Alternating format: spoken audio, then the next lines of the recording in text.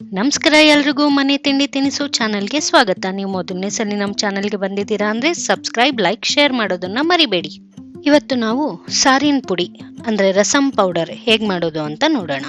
ಇದಕ್ಕೆ ಬೇಕಾಗಿರೋ ಪದಾರ್ಥಗಳು: ಧನಿಯಾ, ಗುಂಟೂರು ಮೆಣಸಿನ್ಕಾಯಿ, ಬ್ಯಾಡಗೆ ಮೆಣಸಿನ್ಕಾಯಿ, ಕರಿಬೇವು, ಎಣ್ಣೆ, ಸಾಸಿವೆ, ಅರಿಶಿನ, ಮೆಂತ್ಯ, ಮೆಣಸು, ಜೀರಿಗೆ, ಇಂಗು. ಈಗ ನಾವು ಎಲ್ಲನೂ ಸಣ್ಣ ಉರಿಯಲ್ಲಿ ಕೆಂಪಗೆ ಹುರ್ಕೋಬೇಕು. ಎಲ್ಲ ಪದಾರ್ಥದ ಅಳತೆಯನ್ನು ನಾನು ಡಿಸ್ಕ್ರಿಪ್ಷನ್ ಬಾಕ್ಸಲ್ಲಿ ಕೊಟ್ಟಿರ್ತೀನಿ, ನೋಡ್ಕೊಳ್ಳಿ. ಮೊದಲು ನಾನಿಲ್ಲಿ ಮೆಂತ್ಯ ಹಾಕ್ತಾ ಇದ್ದೀನಿ. ಮೆಂತ್ಯನ ಕೆಂಪಗೆ ಹುರ್ಕೊಂಡು ಪಕ್ಕಕ್ಕೆ ತೆಗೆದಿಟ್ಕೊಳ್ಳಿ.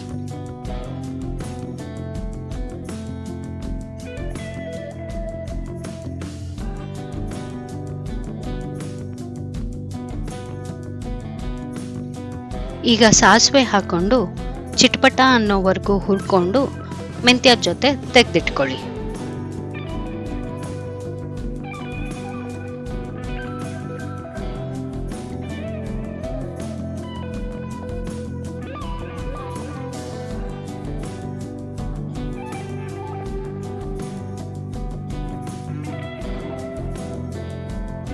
ಜೀರಿಗೆನೂ ಹಾಕ್ಕೊಂಡು ಬಣ್ಣ ಬದಲಾಗೋವರೆಗೂ ಮತ್ತು ಘಮ ಬರೋವರೆಗೂ ಚೆನ್ನಾಗಿ ಹುರ್ಕೊಂಡು ತೆಗೆದಿಟ್ಕೊಳ್ಳಿ.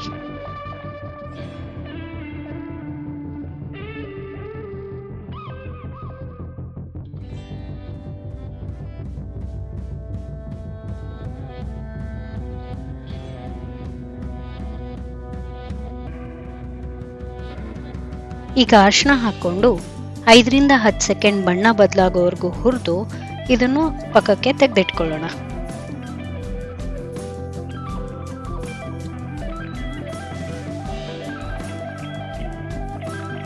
ಹತ್ತರಿಂದ 12 ಎಸಳು ಕರಿಬೇವನ್ನ ಚೆನ್ನಾಗಿ ತೊಳೆದು ಒರೆಸ್ಕೊಂಡು ಹುರ್ಕೊಂಡು ತೆಗೆದಿಟ್ಕೊಳ್ಳೋಣ.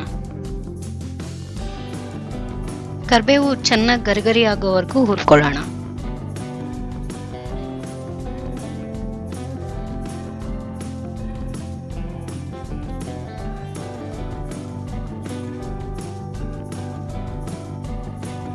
ಈಗ ಕಾಳುಮೆಣಸನ್ನು ಹಾಕೊಂಡು ಹುರ್ಕೊಳ್ಳೋಣ.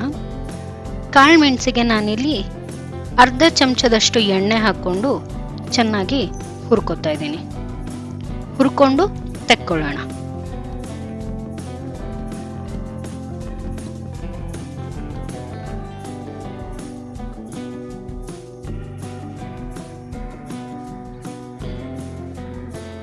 ಈಗ ನಾವು ಹಿಂಗನ್ನು ಹುರ್ಕೋಬೇಕು. ಅದಕ್ಕೆ ಮುಂಚೆ ನಾನಿಲ್ಲಿ 1/4 ಚಮಚದಷ್ಟು ಎಣ್ಣೆ ಹಾಕ್ಕೊಂಡು ಸ್ವಲ್ಪ ಕಾದ್ಮೇಲೆ ಹಿಂಗ್ ಹಾಕಿ ಹುರ್ಕೋತಾ ಇದ್ದೀನಿ.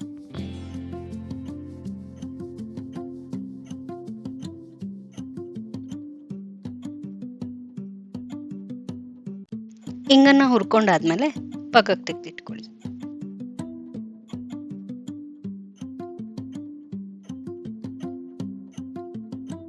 ಈಗ ನಾವು ಧನಿಯಾನು ಹುರ್ಕೊಳ್ಳೋಣ.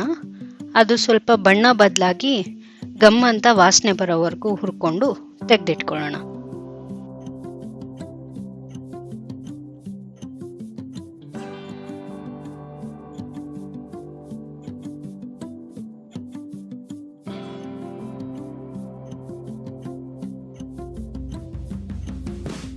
ಈಗ ಬ್ಯಾಡಗೆ ಮೆಣಸಿನ್ಕಾಯಿ ಹಾಕೊಂಡು ಹುರ್ಕೋತಾ ಇದ್ದೀನಿ. ಇದಕ್ಕೂ ನಾನಿಲ್ಲಿ ಒಂದು ಮೆಣಸಿಗೆ ಹಾಕ್ದಂಗೆ 1/4 ಚಮಚದಷ್ಟು ಎಣ್ಣೆ ಹಾಕೊಂಡು ಹುರ್ಕೋತಾ ಇದ್ದೀನಿ.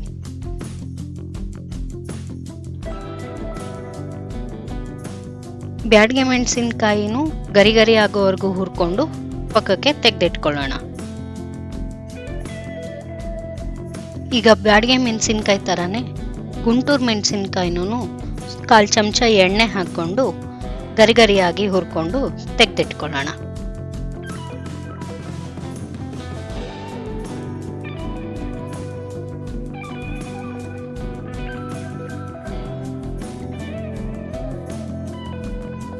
ಈಗ ಹುರಿದಿಟ್ಕೊಂಡಿರೋದು ಎಲ್ಲನೂ ಚೆನ್ನಾಗಿ ಮಿಕ್ಸ್ ಮಾಡಿಕೊಂಡು ಪೂರ್ತಿ ತಣ್ಣಗಾಗೋವರೆಗೂ ಆರಕ್ಕೆ ಬಿಡೋಣ. ಇದು ಪೂರ್ತಿ ತಣ್ಣಗಾದ್ಮೇಲೆ ಮಿಕ್ಸಿಗೆ ಹಾಕ್ಕೊಂಡು ನುಣ್ಣಗೆ ಬೇಕೋ ಇಲ್ಲ ತರಿಯಾಗಿ ಬೇಕೋ ಪುಡಿ ಮಾಡ್ಕೊಳ್ಳಿ. ತುಂಬ ಕ್ವಾಂಟಿಟಿ ಮಾಡ್ಕೋತೀರಾ ಅಂದರೆ ಗಿರಣಿಗೆ ಹೋಗಿ ಗಿರಣಿಯಲ್ಲಿ ಹಾಕಿಸ್ಕೊಂಡು ಬರ್ಬೋದು. ಇದು ಮಿಕ್ಸಿಲಿ ಹಾಕಬೇಕಾದ್ರೆ ಬಿಸಿ ಆಗಿಬಿಡುತ್ತೆ. ಆಗಾಗ ನಿಲ್ಲಿಸಿ ಮಿಕ್ಸಿ ತಣ್ಣಗೆ ಮಾಡಿಕೊಂಡು ಹಾಕಿ. ನಾನಿಲ್ಲಿ ಸುಲಭ ಆಗಲಿ ಅಂತ ಮೊದಲು ಮೆಣಸಿನ್ಕಾಯಿ ಎಲ್ಲ ಪುಡಿ ಮಾಡಿಕೊಂಡು ತರಿಯಾಗಿ ಹಾಕ್ಕೋತೀನಿ. ಆಮೇಲೆ ಮಿಕ್ಕಿದ್ದೆಲ್ಲ ತರಿಯಾಗಿ ಪುಡಿ ಮಾಡಿ ಹಾಕ್ಕೊಂಡು ಆಮೇಲೆ ಎರಡನ್ನೂ ಮಿಕ್ಸ್ ಮಾಡಿ ನುಣ್ಣಗೆ ಪುಡಿ ಮಾಡ್ಕೋತೀನಿ.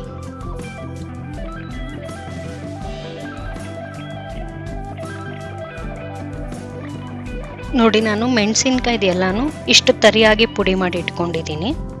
ಇದು ಒಂದು ಬಾಣಲೆಗೋ ಇಲ್ಲ ಅಗ್ಲ ಪಾತ್ರೆಗೋ ಬಗ್ಗಿಸ್ಕೊಂಡು ಮಿಕ್ಕಿದ್ದೆಲ್ಲನೂ ಇಷ್ಟೇ ತರಿಯಾಗಿ ಪುಡಿ ಮಾಡಿಕೊಂಡು ಇಟ್ಕೋತೀನಿ.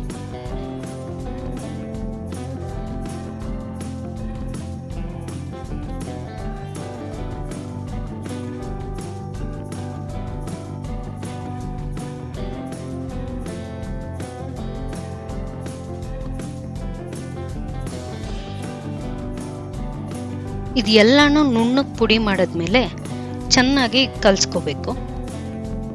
ನೀವು ಮಿಕ್ಸಿ ಮಾಡ್ಕೋತಿರೋ ಇಲ್ಲ ಗಿರಣಿಗೆ ಹೋಗಿ ಬರ್ತಿರೋ ಇದೇ ಥರ ಚೆನ್ನಾಗಿ ಮಿಕ್ಸ್ ಮಾಡಿಕೊಂಡು ಪೂರ್ತಿ ಆರೋವರೆಗೂ ಓಪನ್ ಮಾಡಿ ಇಟ್ಟು ಆರಿದ್ಮೇಲೆ ಒಂದು ಏರ್ ಟೈಟ್ ಕಂಟೈನರಲ್ಲಿ ಹಾಕಿ ಸ್ಟೋರ್ ಮಾಡ್ಕೊಳ್ಳಿ.